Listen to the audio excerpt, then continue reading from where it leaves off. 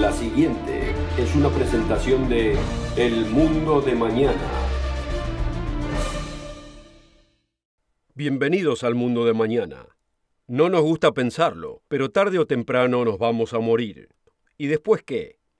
¿Qué pasa después de la muerte? ¿Dónde irá a parar usted?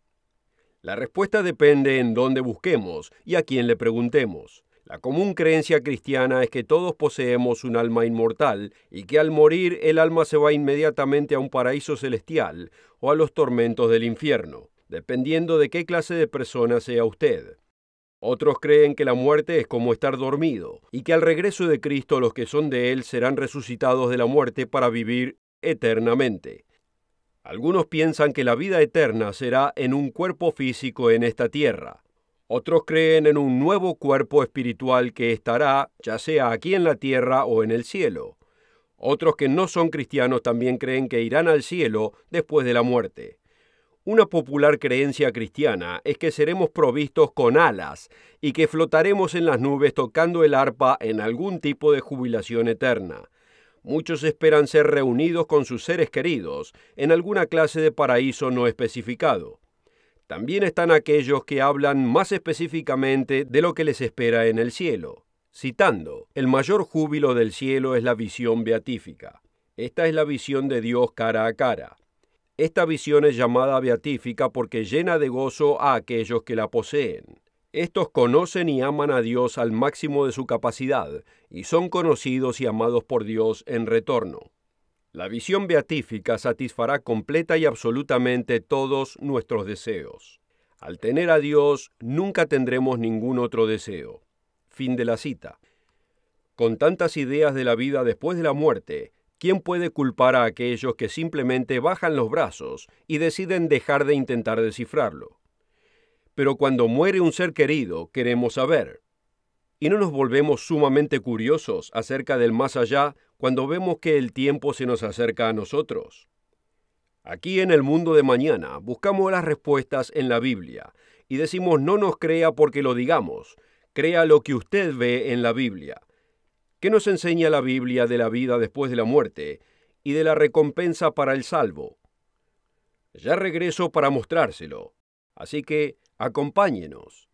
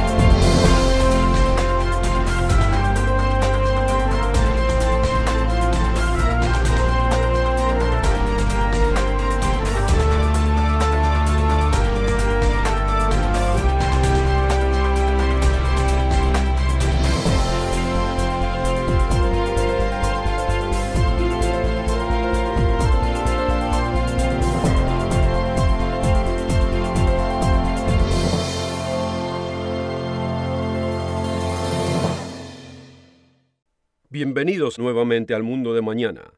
En el programa de hoy vamos a discutir qué es lo que la Biblia enseña acerca de la vida después de la muerte y la recompensa para el salvo. Lo principal del mensaje de Jesús, en lo que es conocido como el Sermón del Monte, Jesús hizo dos enunciados que superficialmente parecen contradecirse. En Mateo capítulo 5, versículo 3, Jesús declaró: «Bienaventurados los pobres en espíritu, porque de ellos es el reino de los cielos». Pero dos versículos más abajo él dijo: «Bienaventurados los mansos, porque ellos heredarán la tierra». Entonces, ¿cómo es? ¿Es la recompensa del salvo en el cielo o en la tierra?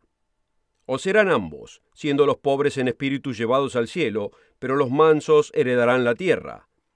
De algún modo esto no tiene sentido. Veámoslo más detenidamente, porque para poder entender lo que la Biblia enseña acerca del tema, debemos considerar esto.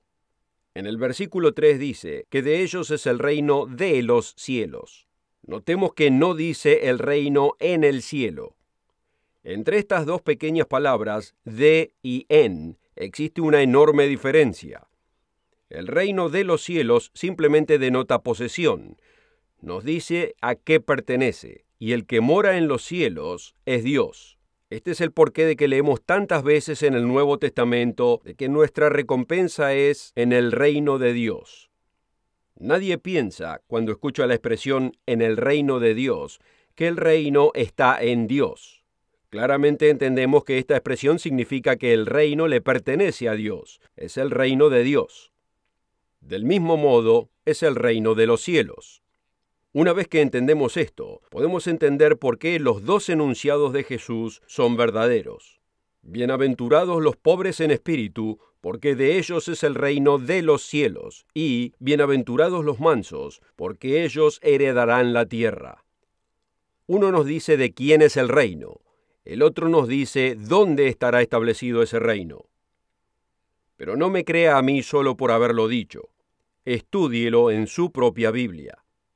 Muchas personas, incluyendo a los cristianos profesos, no tienen idea de qué es lo que Dios está haciendo aquí abajo.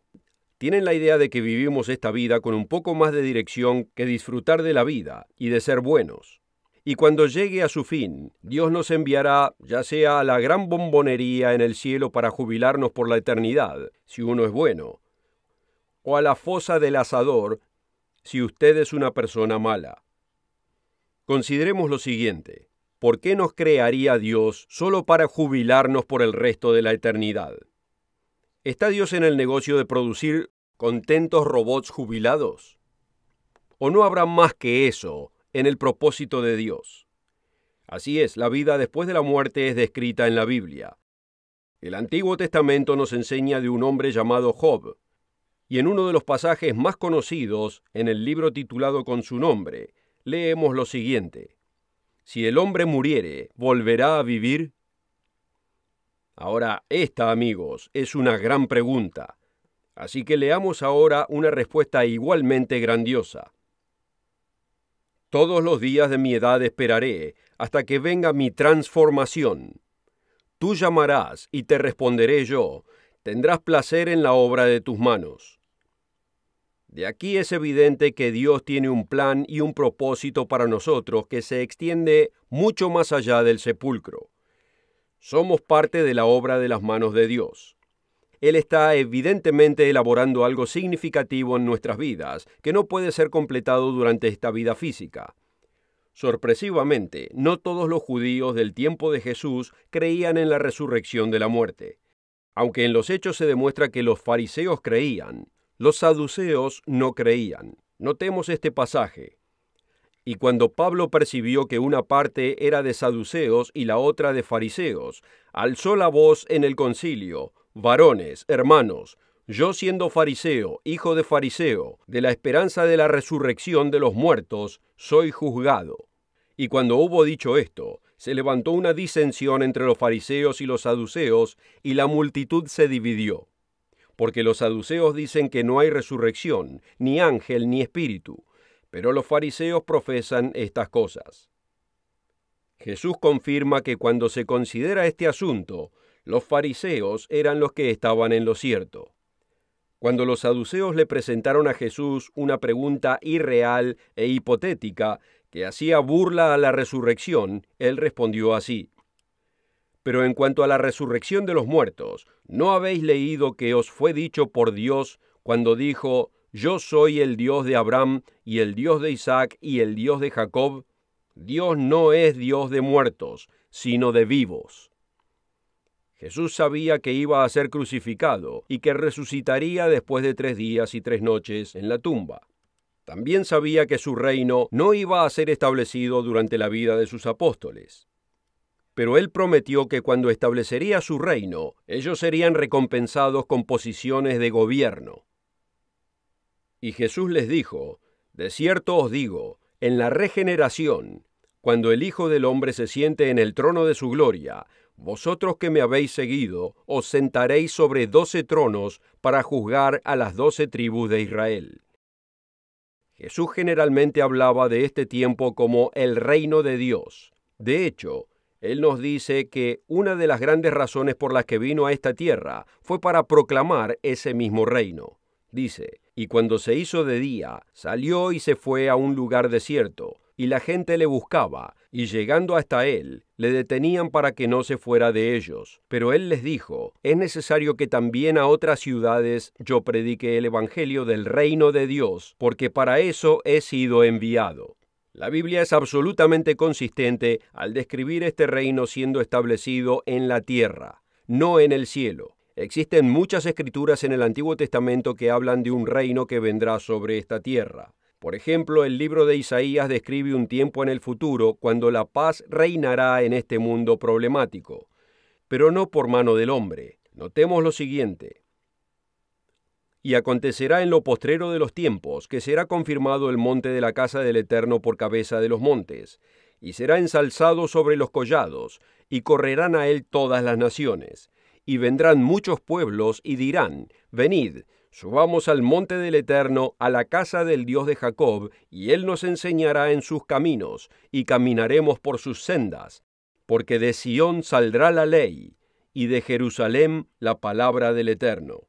Y juzgará entre las naciones, y reprenderá a muchos pueblos, y volverán sus espadas en rejas de arado, y sus lanzas en hoces, y no alzará espada nación contra nación, ni se adiestrarán más para la guerra. Zacarías 14 describe un tiempo en el futuro cuando el Mesías judío, el que los cristianos conocen como Jesucristo, vendrá a esta tierra a establecer su reino y descenderá sobre el monte de los olivos, al este de Jerusalén. Dice: he aquí el día del Eterno viene, y sus despojos serán repartidos en medio de ti, y se afirmarán sus pies en aquel día sobre el monte de los olivos, que está enfrente de Jerusalén al oriente. Es evidente que aquí no estaba hablando de algo que ya aconteció, o algo que tenga una explicación natural.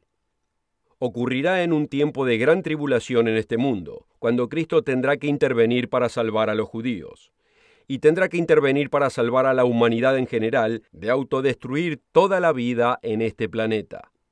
Dice: y el monte de los olivos se partirá por medio de sí hacia el oriente y hacia el occidente, haciendo un valle muy grande, y la mitad del monte se apartará hacia el norte y la otra mitad hacia el sur. Acontecerá también en aquel día que saldrán de Jerusalén aguas vivas, la mitad de ellas hacia el mar oriental y la otra mitad hacia el mar occidental, en verano y en invierno, y el Señor será rey sobre toda la tierra.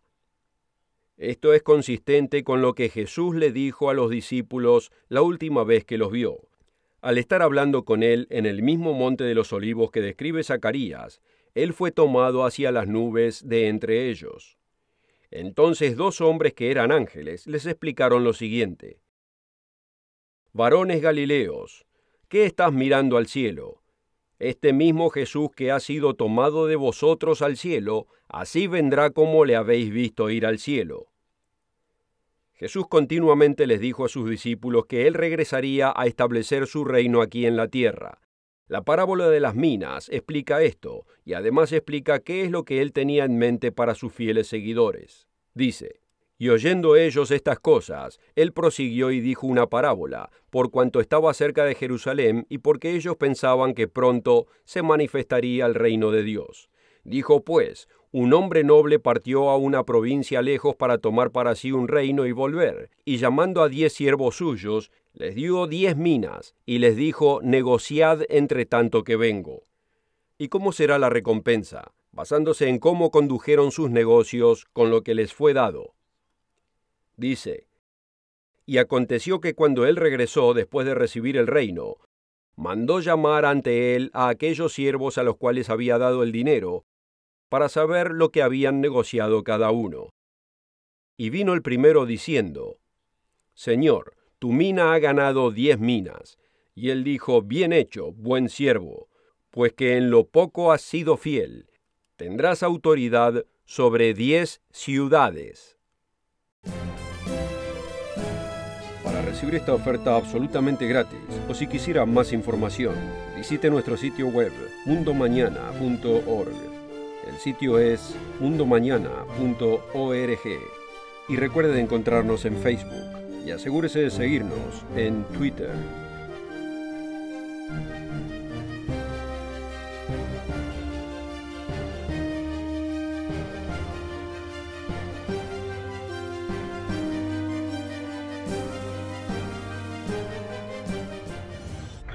Con esta oferta también obtendrá una suscripción gratuita de la revista El Mundo de Mañana, cubierta de interesantes artículos y perspectivas relevantes de importantes temas de actualidad. El Mundo de Mañana lo mantendrá actualizado con noticias internacionales, profecía bíblica y el significado de la vida misma. El Mundo de Mañana. Llame hoy. Luego leemos que al hombre que ganó 5 minas le fue dada autoridad sobre 5 ciudades. Podemos darnos cuenta lo que nos dice la Biblia, amigos. Aquí no vemos la recompensa de los siervos de Dios como un lugar donde contemplar el rostro de Dios por toda la eternidad, sino como un trabajo aquí en la tierra, bajo la autoridad de Jesucristo. Pero ¿qué pasa con todas esas escrituras que hablan de irse al cielo?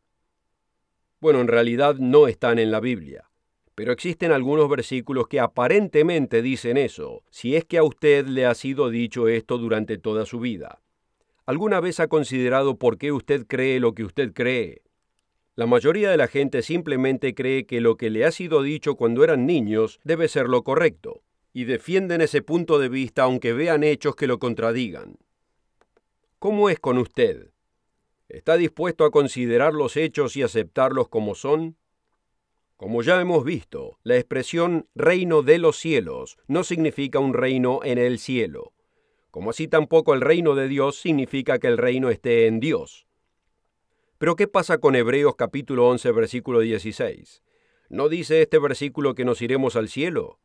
Leámoslo. Pero ahora anhelaban una mejor patria, esto es, la celestial, por lo cual Dios no se avergüenza de llamarse Dios de ellos, porque les había preparado una ciudad. Es muy fácil leer algo en las Escrituras que no está escrito. Notemos que el versículo no dice que ellos se irían al cielo, sino que deseaban una patria celestial. Consideremos cómo usamos la palabra celestial en una conversación cotidiana. Ese fue un postre celestial. La música estuvo celestial.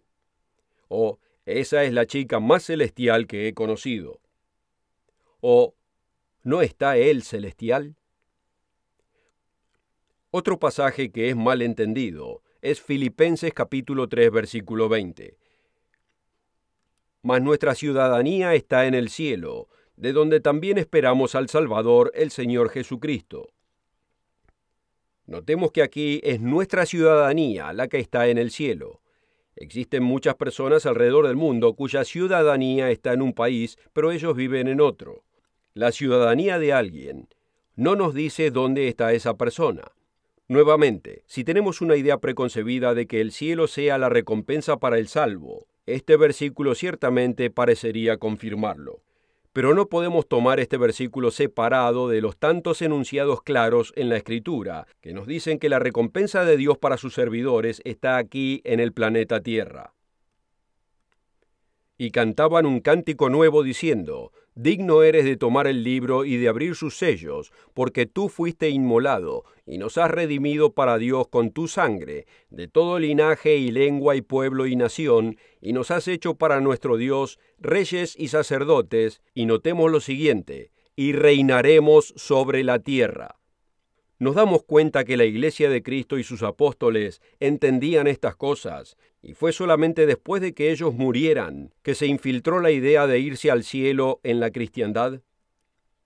El reconocido historiador Edward Gibbon dijo lo siguiente en El triunfo de la cristiandad en el Imperio Romano: la antigua y popular doctrina del milenio, o sea, el gobierno de Cristo en la tierra durante 1000 años, estaba íntimamente conectada con la segunda venida de Cristo. Pero cuando el edificio de la iglesia estaba casi completo, el soporte temporario fue puesto de lado. La doctrina del reinado de Cristo sobre la tierra fue primeramente tratada como una profunda alegoría, y fue considerada por los graduados como una dudosa e inútil opinión, y fue grandemente rechazada como un absurdo invento de la herejía y del fanatismo. Muchos cristianos profesos ignoran el entendimiento de la profecía bíblica, y la profecía bíblica responde a nuestra pregunta de si la recompensa de los salvos estará en el cielo o en esta tierra. El libro del Apocalipsis contiene la mayor cantidad de profecía del Nuevo Testamento. Muy pocos realmente estudian este apasionante libro, pero en la introducción nos dice claramente: bienaventurado el que lee y los que oyen las palabras de esta profecía y guardan las cosas en él escritas, porque el tiempo está cerca. Si este es el caso, ¿por qué tan pocos leen este libro, escuchan las palabras de esta profecía y guardan las cosas en él escritas? Aunque no tengamos el resto de la evidencia encontrada en las Escrituras de que Jesucristo regresará para reinar esta tierra, el libro del Apocalipsis nos clarifica este asunto. Apocalipsis 19 nos dice cómo se manejará Jesucristo con la humanidad rebelde al final de esta era. Dice: y vi el cielo abierto, y he aquí un caballo blanco, y el que estaba sentado sobre él era llamado Fiel y Verdadero, y en justicia juzga y pelea. Y de su boca sale una espada aguda para herir con ella a las naciones, y él las regirá con vara de hierro. Y en su vestidura y en su muslo tiene escrito este nombre: Rey de Reyes y Señor de Señores.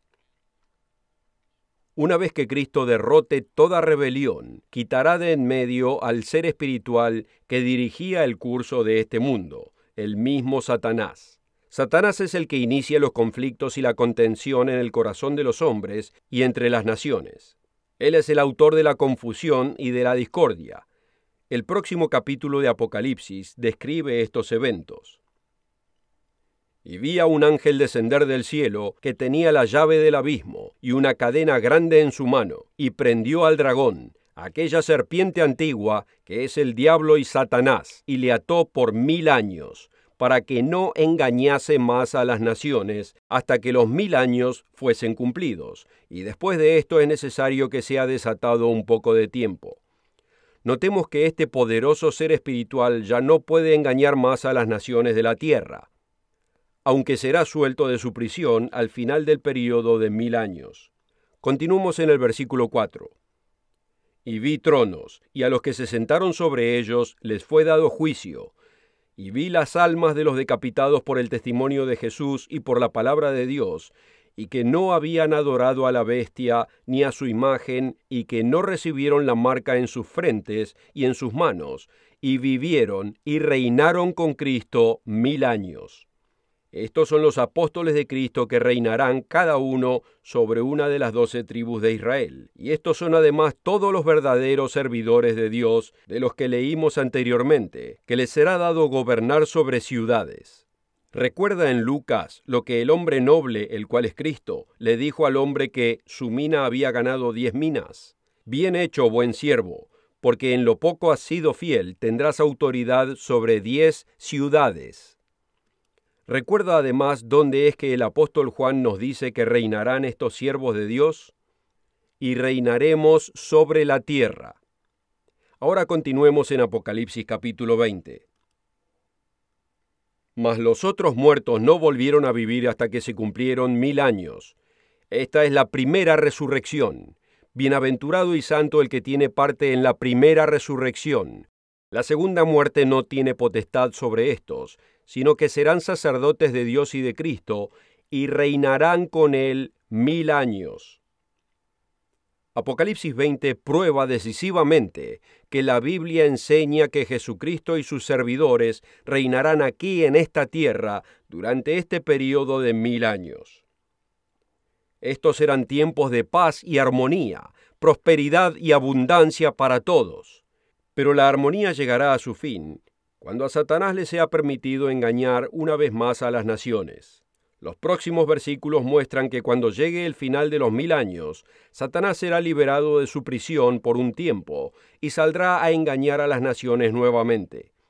Amigo, no me crea a mí, crea lo que usted ve en su Biblia, léala usted mismo. Y cuando los 1000 años fueren cumplidos, Satanás será suelto de su prisión y saldrá para engañar a las naciones que están sobre los 4 ángulos de la tierra, Gog y Magog, a fin de reunirlos para la batalla, el número de los cuales es como la arena del mar.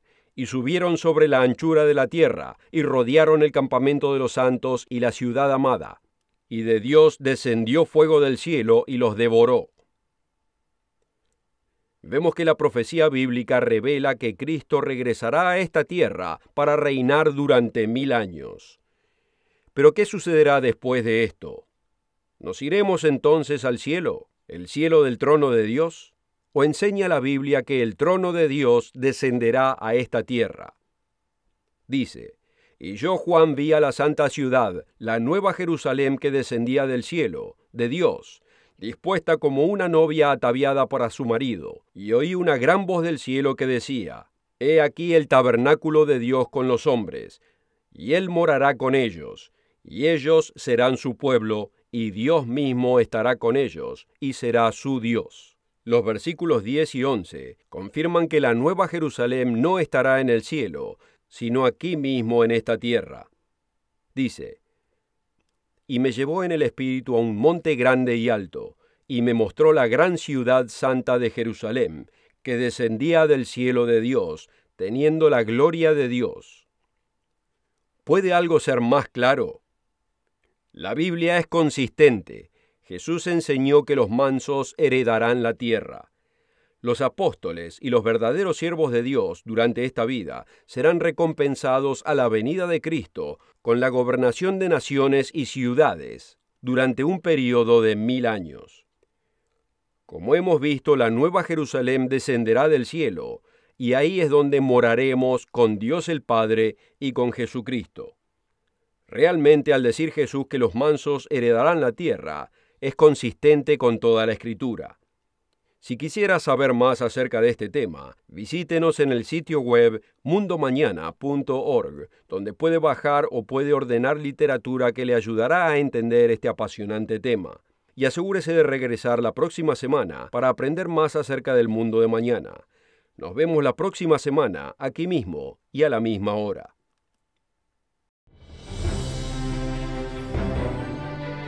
Para ver el programa de hoy, o para ordenar la oferta gratuita, visítenos en mundomañana.org y recuerde de encontrarnos en Facebook y asegúrese de seguirnos en Twitter. El programa precedente fue producido por la Iglesia del Dios Viviente.